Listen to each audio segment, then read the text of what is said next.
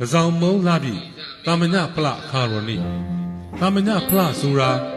ရဟန်းပြုခြင်းရဲ့အကျိုးလို့အဓိပ္ပာယ်ရပါတယ်။ဒါကြောင့်တာမညဖလခါရောနိဟာလည်းဖျားရှင်ကရဟန်းပြုခြင်းရဲ့အကျိုးကိုဟောကြားခဲ့တဲ့အိဗပါပဲ။အဲ့ဒီတာမညဖလခါရောနိဟာဖျားရှင်လက်ထက်တော်ကာလတခုသောတစောင်းမုံလာပြီနေ့ဖြစ်ပါတယ်။တာမညဖလခါရောနိဖြစ်ပေါ်လာပုံကဒီလိုပါ။အဇာတသက်မင်းသားဟာခမည်းတော်ဗိမိတာရမင်းကြီးကိုတတ်ခဲ့မိတဲ့အချိန်ကစပြီးညစဉ်အိပ်မပျော်တဲ့ယောဂဝေဒနာဆွဲကပ်နေပါတော့တယ်အလိုလေးဒီရောညပါစက်တော်ခေါ်မပြောနိုင်ပါလားဇာတသက်မင်းသားဟာအိပ်ဆက်လို့မျက်လုံးစုံမိတ်တဲ့တိုင်းဖခမည်းတော်ဗိမိတာရမင်းကြီးရဲ့ပုံရိပ်ကိုပဲမြင်အောင်လုပ်နေတယ်ပြီးတော့သူ့ရဲ့မျက်လုံးစုံကိုလှန်ချက်ပေါင်းများစွာနဲ့ထိုးခံရသလိုခံစားရတော့တယ်အမလေးအစာတသက်မင်းသားအဲ့ဒီလိုအိပ်မပျော်တဲ့ယောဂဝေဒနာကိုစေးသမားတော်မျိုးစုံနဲ့ကုသစေတော်လဲပျောက်ကင်းမှုမရှိဘဲအိပ်မပျော်တဲ့ဝေဒနာပိုလို့ဆိုးလာတော့ဘူးကြီးမကြီးတို့ဘာကူတော်မြတ်ရဲ့အိမ်မပြောခြင်းဝေဒနာပျောက်ကင်းစေဖို့ဘယ်လိုလုပ်ရပါမလဲအကြံဉာဏ်များပေးကြပါဦးကွယ်မှန်လားပါအဲ့ဒီကိစ္စအတွက်ဒိဋ္ဌိဇရာကြီး6ဦးစီမှာချင်းကပ်မေးမြန်းတင်ပါတယ်အရှင်မင်းကြီးအဲ့ဒီလိုမုံမတ်တို့ရဲ့အကြံပေးချက်ရအဇာတသက်မင်းကြီးဟာ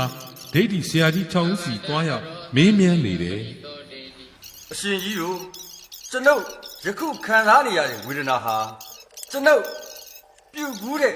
ကံကြောင့်ပဲလားအိုးဘာကံလဲကံဆိုတာကိုကျုပ်တို့လက်မခံဘူးကံဆိုတာဘာလဲကျုပ်တို့မသိဘူးဩအရှင်ကြီးတို့ကကံရဲ့အကြောင်းကိုမသိဘူးကိုဒါဆိုဘယ်လိုအကျိုးကိုမျှော်ကိုပြီးအရှင်ကြီးတို့ယဟန်ပြုကြတာလေယဟန်ပြုခြင်းရဲ့အကျိုးတာမညဖလားရဲ့အကြောင်းရှင်းပြပါလားအေးဒါကတော့ဟိုဒိဋ္ဌိဆရာကြီး6ဦးစလုံးဟာယဟန်ပြုအပ်ခြင်းရဲ့အကျိုးတာမညဖလားအကြောင်းရေးလဲအောင်မရှင်းပြနိုင်တဲ့အတွက်အဇာတသက်မင်းကြီးဟာဘဝင်မကျဖြစ်သွားရတယ်ခက်ပြီပဲငါလိုချင်တဲ့အဖြေကိုအဘယ်ပုဂ္ဂိုလ်စီကရနိုင်ပါလေအဇာတသက်မင်းကြီးရဲ့အခက်အခဲကိုတည်သွားတဲ့သမားတော်ကြီးဇီဝကကအကြံပြုလျှောက်ထားနေတယ်အရှင်မင်းကြီးတိလိုတာကိုဗုဒ္ဓမြတ်စွာဘုရားရှင်ပဲဖြေနိုင်ပါလိမ့်မယ်ဘုရားရှင်ထံသွားရောက်မေးမြန်းသင့်ပါတယ်အရှင်မင်းကြီးအဇာတသက်မင်းကြီးဟာသမားတော်ကြီးဇီဝကရဲ့အကြံပြုချက်အရမြတ်စွာဘုရားသတင်း300ရာဇဂိုမြို့အနီးကတရက်ဥယျာဉ်တော်စီတစောင်းမုံလာပြီးညချမ်းအခါမှာအဖူးမြော်တွားရောက်တော့တယ်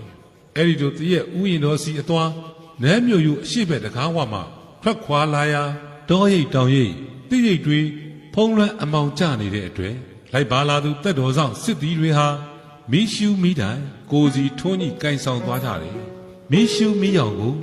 ဘောရနာအားဖြင့်တစောင်းလို့ခေါ်တဲ့အတွက်မီးရှူးမီးတိုင်ကိုတစောင်းတိုင်လို့ခေါ်ဝေါ်ကြတယ်အဲ့ဒီအချက်ပေါ်အမိပြုလို့ယနေ့အထိ